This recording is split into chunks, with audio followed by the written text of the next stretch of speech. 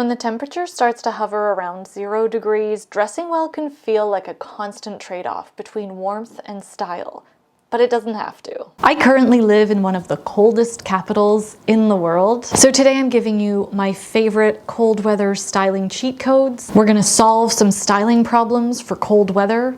I'm gonna talk about styling functional footwear, and I'm gonna give you a little tiny list of what not to do. Let's get into it. My first cheat code is what fabric, when, and where. Let's start with the base layer. Your base layer is the first piece of fabric that touches your skin. In my opinion and my experience, a natural fabric is the best option for this, but not just any natural fabric. You've heard me say it before if you've been around for a while. Merino wool is your best friend. Good news is you can find a lot of it secondhand, but not just any merino wool, okay? There's another caveat. Merino wool comes in different weights. It is measured by grams per square meter. Anywhere between like 100 to 150 grams per square meter is really good for warmer weather, physical activities where you're gonna sweat a lot. So if you want to get the most bang for your buck and versatility, looking for a merino base layer of about 175 grams per square meter is a great baseline. Another good base layer option is surprisingly silk, or if you can find it, a silk cotton blend. Silk is actually a very good insulator, feels really nice to the skin, keeps you both cool and warm. With your base layer, you still need space for your skin to breathe and for your own heat to get trapped back onto your body. This is why base layers shouldn't be super skin tight, because you're gonna lose that little warm air pocket that's created when your fabrics do fit slightly off the body. You're gonna wanna keep the natural fabric train going. So I also really love merino wool, cashmere wool, as I'm adding my outer layers. Wool has really good moisture management and breathability. Now that's not to say that I don't have any synthetics in my closet either, but my synthetics have more give and more room to them, so I'm wearing something natural underneath. I apply these principles to my bottoms as well. If something is really tight, then I'll want it to be a natural fiber. If things are loose, then I'm okay if those are synthetic. My second cheat code is to choose fabrics with a bit of drape and softness. Whenever I put on a pair of raw denim in the winter, they get very stiff with the cold and it's uncomfortable and my legs feel colder than they could. Denim with a little bit more stretch and drape to them, or a bit of softness, can feel so much more comfortable and warm than a 100% cotton raw denim. And this goes for tops too. Sometimes, I'll be completely honest, synthetic fabrics do work better for that mobility and drape. Or you're gonna need something with a blend of both natural and synthetic. And I know it's not ideal. I don't love the idea of synthetics in a lot of my clothes, but for technical purposes, like staying warm, sometimes they do give the best outcome. And that allows me to keep these clothes for a really long time, which is always my first priority, longevity. Always here for it. This next and final cheat code is pretty obvious. It's really important to have 1 or 2 coats in your arsenal that are roomier and boxier.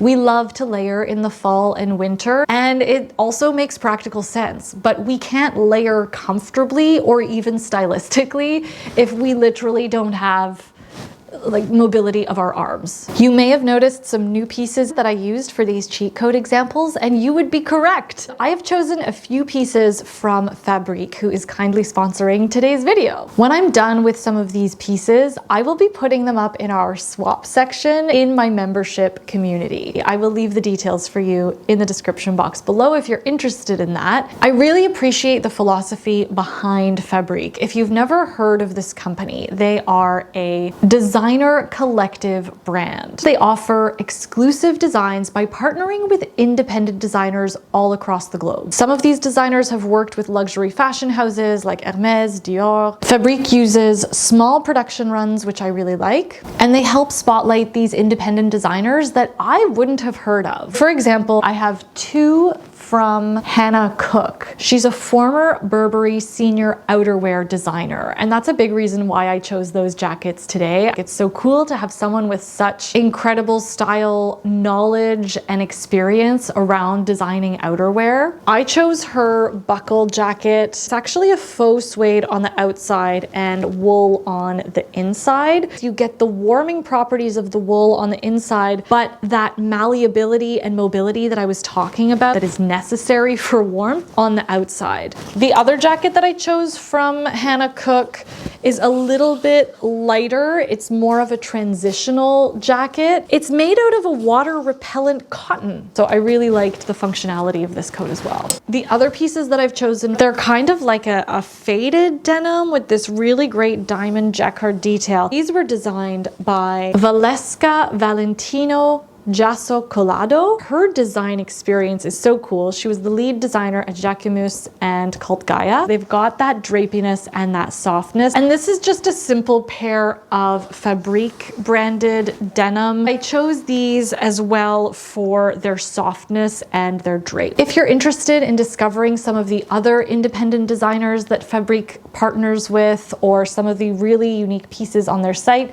I'll leave a link for you in the description box below, along with a discount code that Fabrique has kindly shared with us. Thank you, Fabrique, for sponsoring today's video. Okay, cold weather styling problem solving. What is the biggest point of friction that I have to work around right now? Is it that it's raining, so I need something waterproof? Maybe it's super windy, so I know I'm gonna have to wear my coat closed. Whatever the biggest point of friction is, I figure that out first and then I style around it. Instead of making this problem feel huge, that's not gonna help us solve our problem, and that's not gonna help us come up with a really cool and interesting look. We might as well just embrace it. The easiest way is to start with good ingredients. I talked about this in my lasagna video. It's a very similar principle. If we are keeping an eye out for smart design and functional details from the beginning, then we're gonna be armed with the right tools to feel good when we have to step out the door.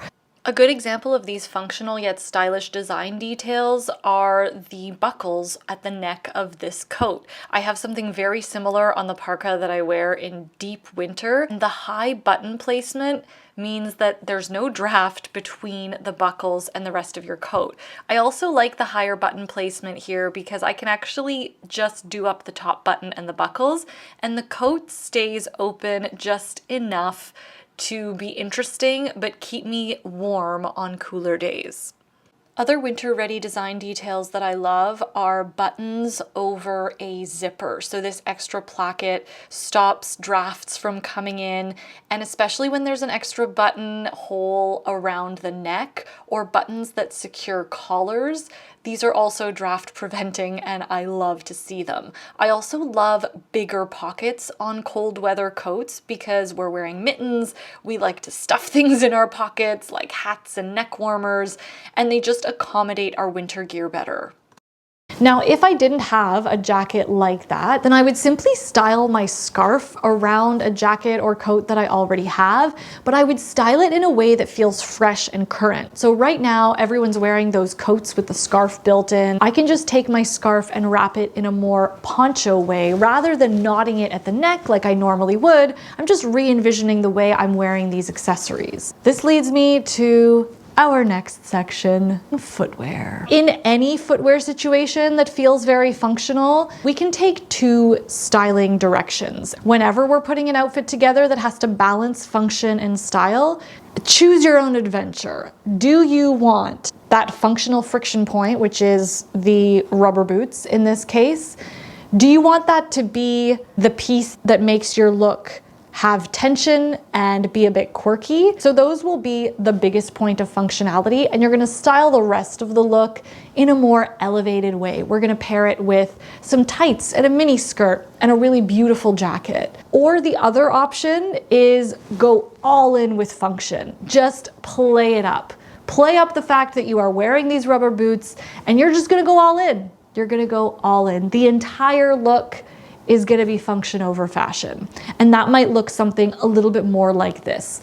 Leggings, warm cap, you know, more functional accessories. Once you make that decision, you have a North Star, you have this vision that you want to achieve, and you know how those functional pieces, the rubber boots, how those are going to be told in your story. Choose your own adventure, but I swear, once you start dressing in that way, it becomes a lot easier. Finally, what not to do. I have 3 really important pieces of information for you. Number 1, and this is gonna sound so obvious, but don't forget your base layer.